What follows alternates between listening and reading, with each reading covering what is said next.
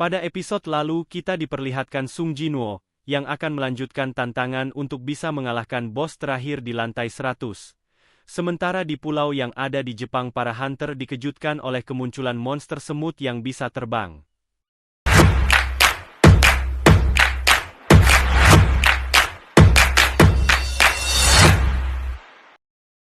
Setelah menghabisi para prajuritnya, Sung Jinwoo langsung berhadapan dengan iblis yang menjadi ketua mereka. Setiap serangan yang dilancarkan iblis itu sama sekali tak membuat Jinwoo kerepotan, dan dengan sekali serangannya saja si iblis langsung meminta untuk diampuni. Jinwoo kaget ternyata iblis yang ada di hadapannya adalah seorang wanita, dan melemparkannya sampai terbuka topeng yang dia gunakan.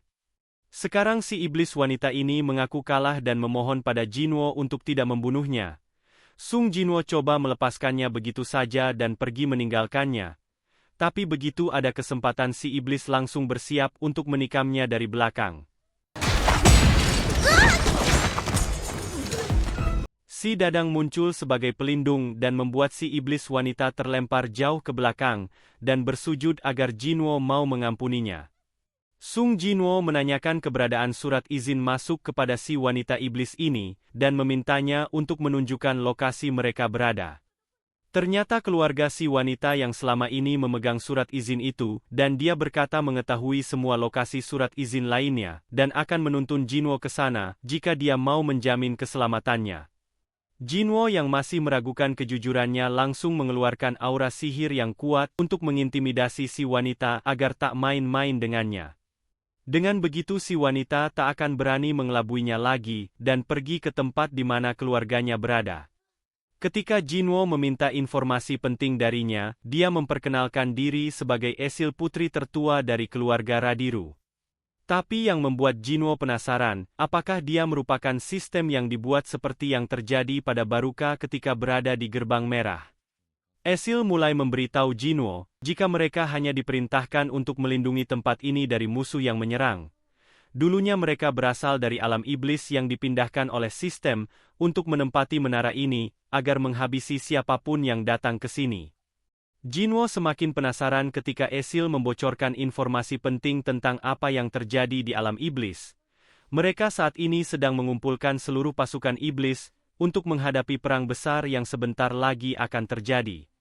Setelah itu tiba-tiba Esil langsung pingsan, dikarenakan terlalu banyak informasi yang dia keluarkan kepada orang asing. Akhirnya Jinwoo menyuruh si dadang untuk membawa Esil pergi menuju istana yang sekarang ditempati oleh keluarga Radiru, untuk mendapatkan surat izin masuk ke lantai selanjutnya.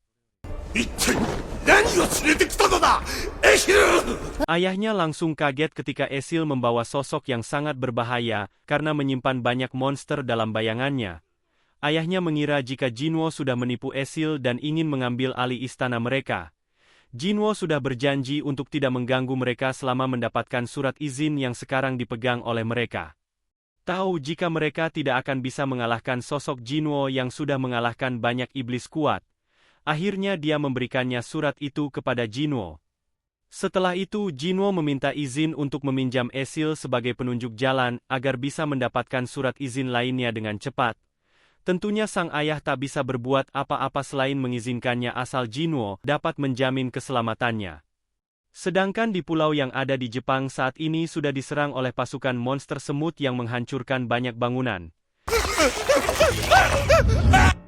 Serikat Hunter mendapat laporan tentang monster yang menyerang tempat tersebut sama dengan monster yang ada di Pulau Jeju, dan sudah banyak hunter yang tewas saat melawan para monster tersebut.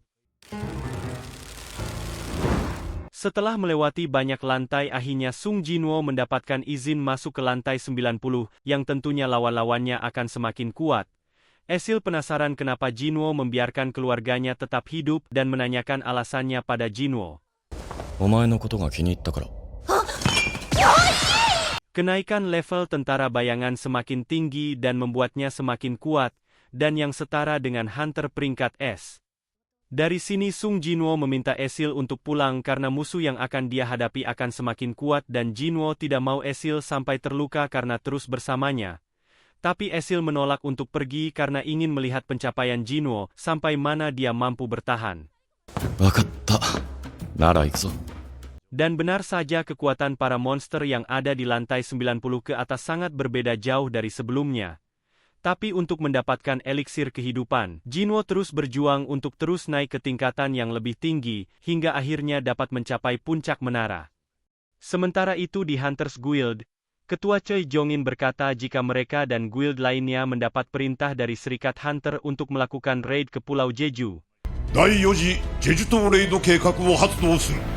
Mereka akan bekerja sama dengan negara lain untuk melakukan serangan besar-besaran untuk memusnahkan semua monster yang muncul di pulau itu. Cha Hein berpikir jika Jinwo juga akan ikut dalam misi kali ini mengingat peringkatnya saat ini sudah setara dengan mereka. Terlihat ketua hunter terbesar dari Jepang sudah dalam perjalanan untuk membahas operasi besar mereka di Pulau Jeju.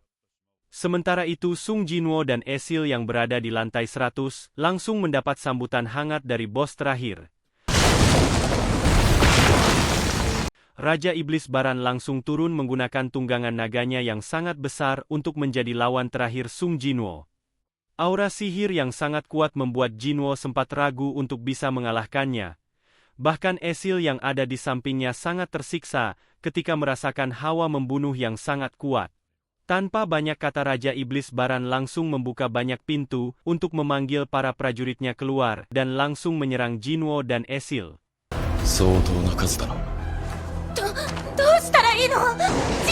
Jinwo langsung memanggil tentara bayangan yang sudah diperkuat dengan sihir untuk menghadapi para monster prajurit Iblis Baran. Pertarungan besar pun dimulai untuk menentukan siapa yang terkuat di antara mereka. Esil yang menyaksikan dua kekuatan besar secara langsung, sempat bingung harus berpihak pada yang mana. Kemudian Raja Iblis Baran mengeluarkan sihir petir yang sangat besar untuk memusnahkan tentara bayangan. Esil yang sedang lengah hampir saja disapu oleh petir Iblis Baran. Untungnya Sung Jinwo masih sempat untuk melindunginya. Jinwo menyadari betapa berbahayanya sihir ini. Meskipun dia membangkitkan tentara bayangan, mereka akan mudah untuk dihabisi dan membuat energi sihirnya terkuras habis. Sebelum itu terjadi, dia harus bergegas menumbangkan sang Raja Iblis. Menggunakan sihir kamuflase dia langsung lari untuk menyerangnya dari dekat. Sayangnya Raja Iblis Baran berhasil menangkis serangannya dengan mudah, dan membuat Jinwo terlempar jauh. Serangan Baran membuat Jinwo sangat kerepotan. Dia memerintahkan si Dadang membuat serangan besar untuk mematahkan serangannya dan tiba-tiba Sung Jinwo berhasil memenggal kepala naga dan menyebabkan Iblis Baran jatuh ke bawah.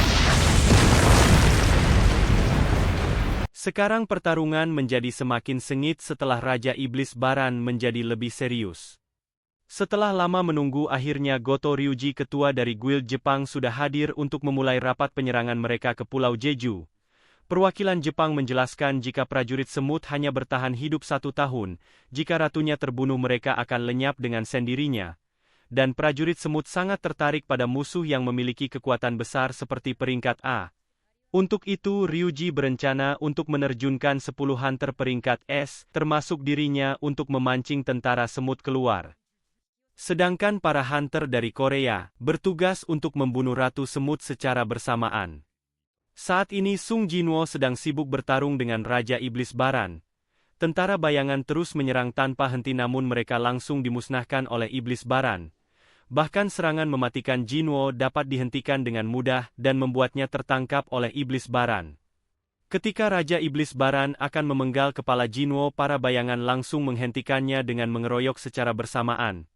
Tapi sihirnya langsung melenyapkan semua bayangan tanpa sisa, dan Sung Jinwo kehabisan energi sihirnya.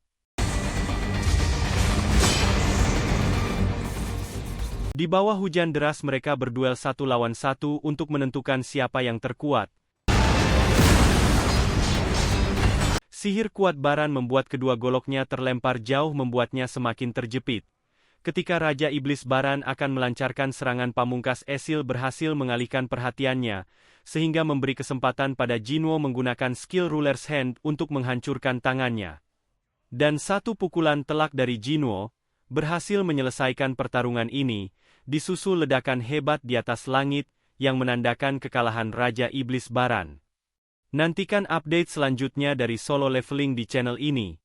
Jangan lupa untuk like dan bagikan pendapatmu di kolom komentar. 乙女大忙し